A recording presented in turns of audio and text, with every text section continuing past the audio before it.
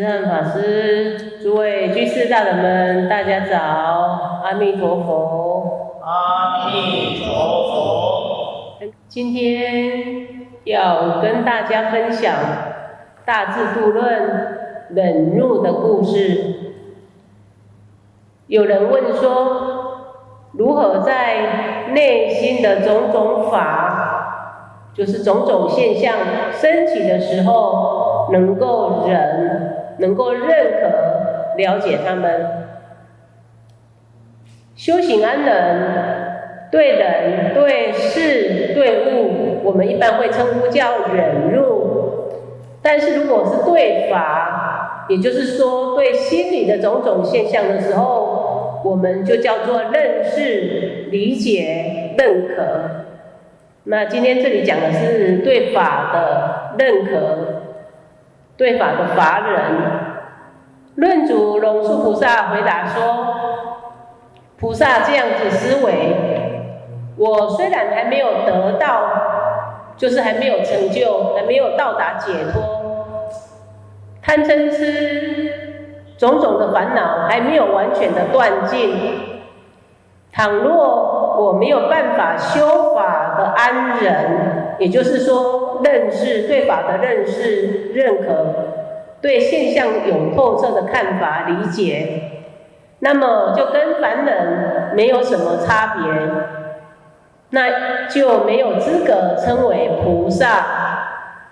他又这么想，如果说我已经得到了，已经修行有成就了，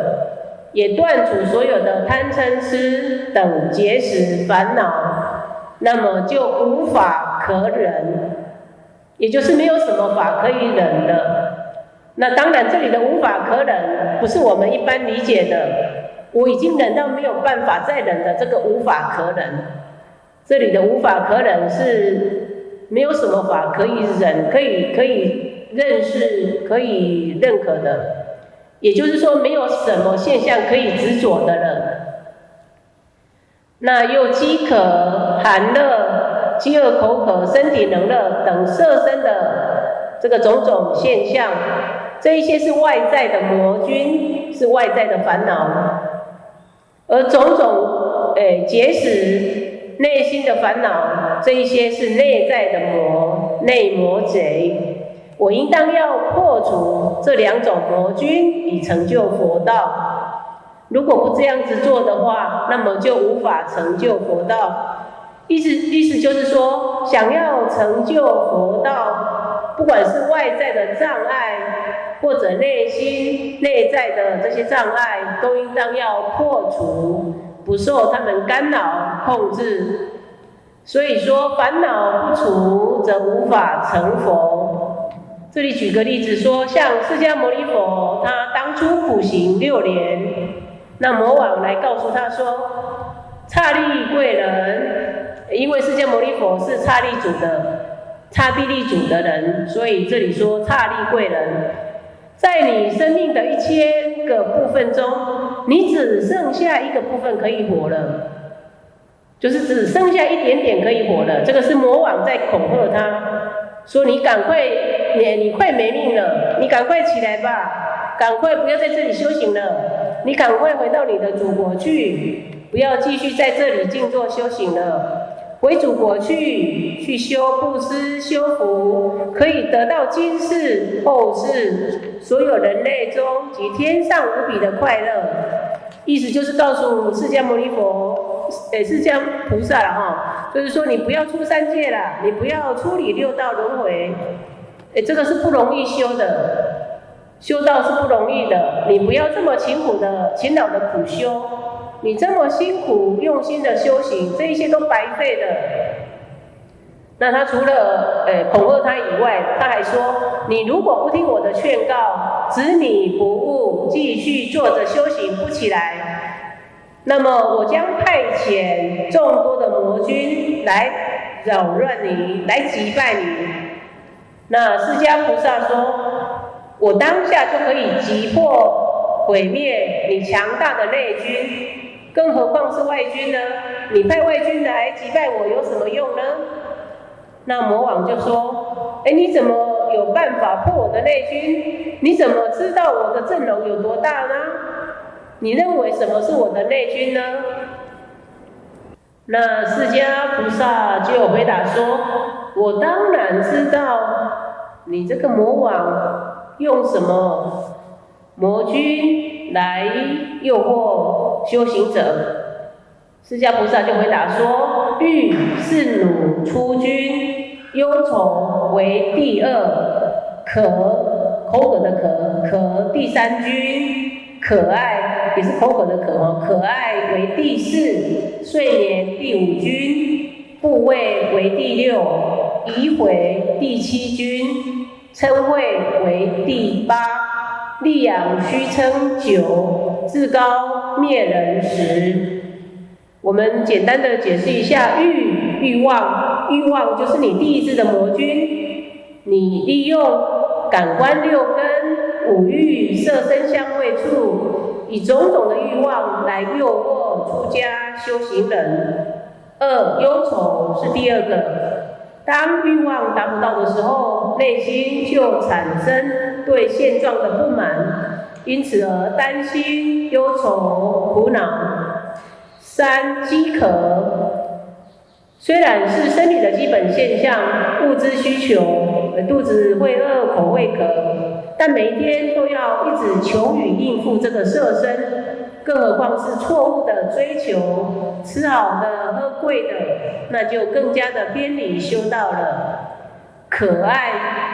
是第4个，就是对人事物强烈的执着，比方说渴望受到自己师父的认同，不知不觉地与他人争宠，对事情看法的执着，非顺着自己不可，对物质上的执着可爱，无法割舍与别人分享。睡眠是第5个，平时因为没有正念，因此懈怠懒惰，白天的时候一打坐就打瞌睡，看经书也看不下去，晚上睡觉时胡思乱想，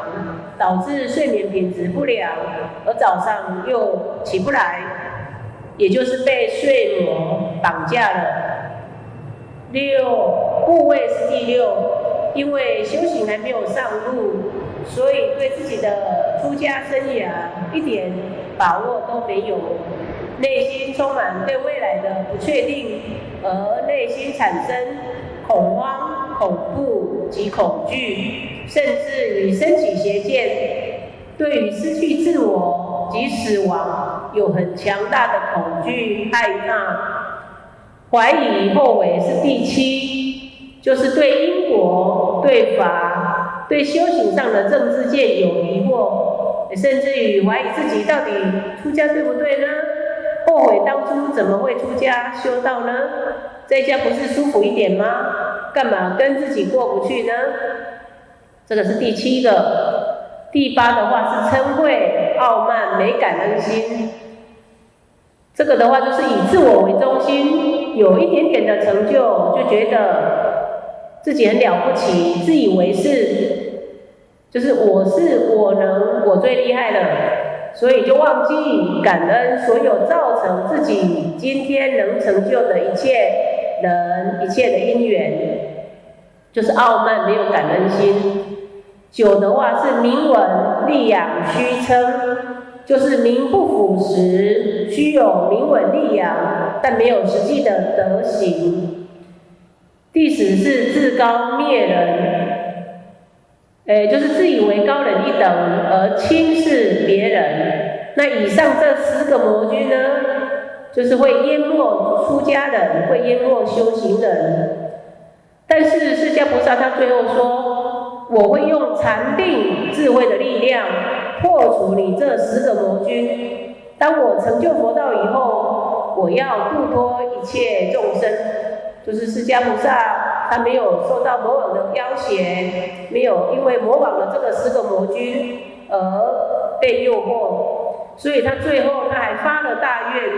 我要用禅定智慧的力量会破除你这10个魔军，我一定会成就佛道的，而且我还要度脱一切的众生。那菩萨虽然还不能破除这10个魔君，但他穿着忍辱的铠甲，手里捉着智慧的利剑，来一个烦恼就斩断一个烦恼，又拿着禅定的盾，别人就没办法用剑伤到你，就是全身做好最安全的保护，所以就不怕任何的剑啊，任何的烦恼。你还可以用盾来遮蔽烦恼的剑，那这一些就是叫内人，内部的内人哦，忍辱的人。菩萨这样子的修行，这样的保护自己，那这一些等等就是叫内人。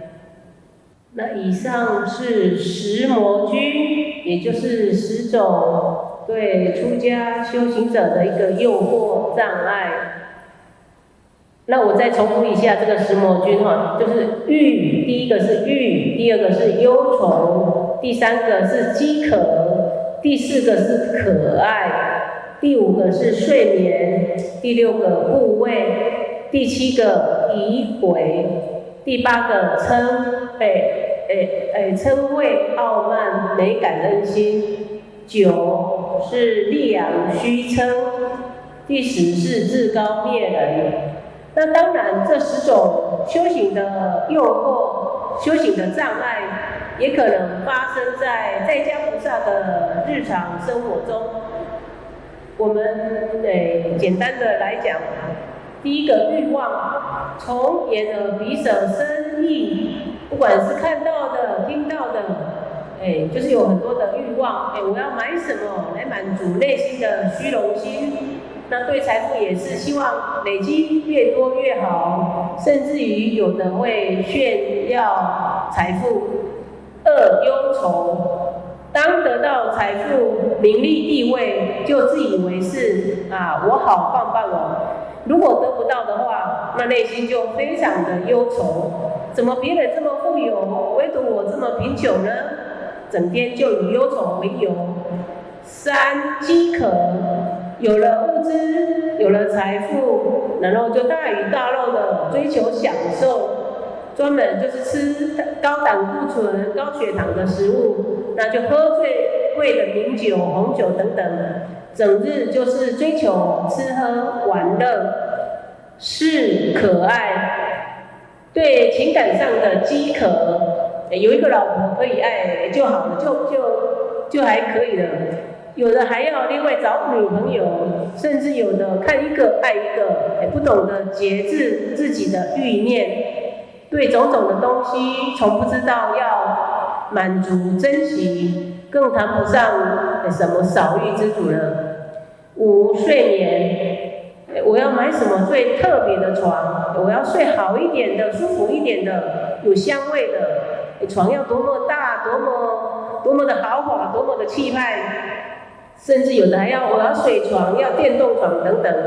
这个是对睡眠的执着。6的话是部位，